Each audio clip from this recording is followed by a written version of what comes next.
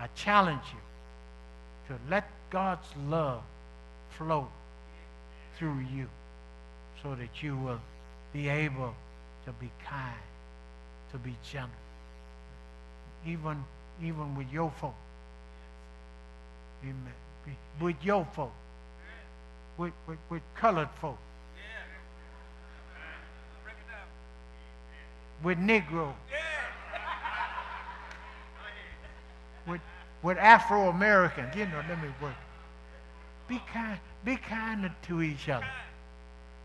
Learn how to love yourself. I told you, love yourself. Love the people that look like you. Love them. Stop being divided against yourself. Stop treating yourself so evil. Speak to people. Even if they don't want to speak to you. Speak to people. Be nice to people. Be kind to people. Because I told you many years ago, you have nobody else. Don't let folk fool you. The only folk you have are folk that look like you. So be nice to them. Be kind to them. Because people will act like they love you. Will pretend they love you. But when the going gets tough, then you find out. Then you find out exactly who loves you and who cares about you. So you got to, I want Bella Vista to learn to love each other. Now, what are we talking about? Seek the highest good of the other person. The person needs to open the door, open it. Don't shut it. Open the door. Are you listening to me? Because love will take care of you. Now, why should you love folk? I have to tell you. The Bible deals with principle. Deals with a principle. The Bible says, give, and it shall be given unto you. Why don't you turn? Y'all looking so serious? Why don't y'all turn and just tell the person, give, and it shall be given to you. If you give out love, you'll receive love. If you give out hate, you'll receive what? Because life is like this, what you give out. You need to begin to enjoy life. Give out good. Give out kindness. Because what you give out will come back to you. Give a smile. Give a smile and watch when people smile at you. I tell you all the time, let that person come in front of you that's trying to get in your lane. Don't speed up. Give.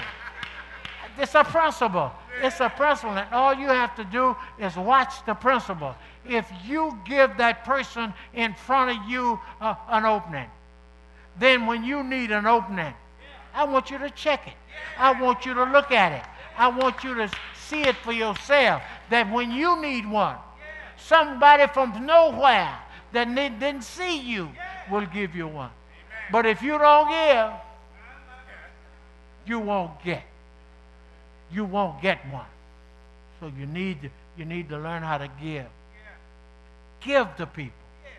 And that's what you've been the recipient of. You've been given love. You had a good mother. She didn't give you away. She didn't put you in a garbage can. She didn't leave you at the hospital. She didn't set you outside of where they put them in the hospital, and then take them to the hospital, and then to the jailhouse, and leave them for the police to pick them up. If your mother didn't do you like that, then you got a good mother. And you need to love her. You need to honor her. And you need to stop worrying her. Stop worrying her. Worry kills. Don't kill your mother. Don't let her worry about you. And she'll live in peace and in harmony. Are you listening to me? Just try it. Try it for a week to give. Just give. You and the wife having a tough time? You ain't getting no response. I'm here to preach. I'm not here to make you feel good. I'm here to make you better. Oh, I know what he gonna talk about. That's right. I got bad news because I want to make you. This is the hospital.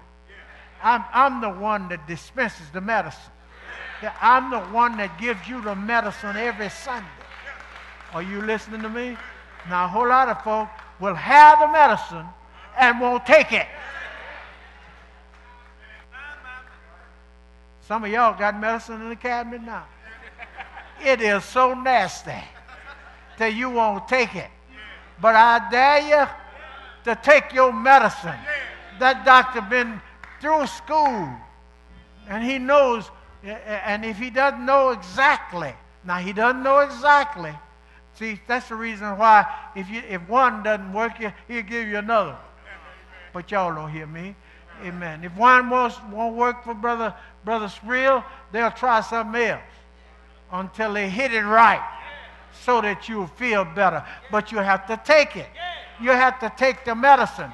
When you come to church, you got to take the medicine, because if you take your medicine, your family will be better. Your children will be better. If you take the medicine, you won't get so upset at them. You'll take your medicine and you'll tell the child, you can't upset me.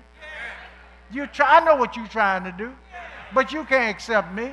You can't make me angry, because when I get angry, my blood pressure goes up, and I might have a heart attack. But because I love you, because love covers a multitude of your faults.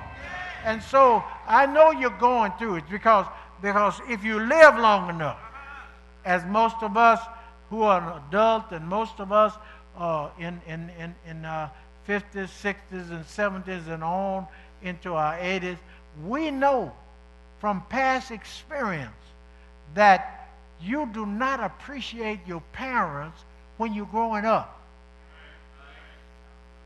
You just find fault with them, and they're always saying no, and they're always done. The reason why they're saying no is because they've experienced what you're talking about. You see, experience brings about good judgment. If you don't listen, good judgment is brought about by experience. You don't know what life is all about. You've never seen it, but your parents have been through it. And so therefore, they know what you're going to have. They know the trial. They know what's up against that will come up against you. And so they try to steer you in that way. Now, you need to understand, of course, the world has changed. And the way the world is now, completely changed. Because when I was growing up, you didn't have to go to the jailhouse to get a whipping. I mean, this is just the way that I grew up, and they took care of it there. You see, and I really couldn't understand, because when Mother used to whip me, she used to tell me, "I love you." She used to tell me, say, "I'm doing this for your good, for my good." How I'm stinging, how I'm hurting, and you're doing this for my good. And she would just whip you. You understand? Now, I told him this morning that anytime you got whipping, you're going to be hurting. But when my mother would turn red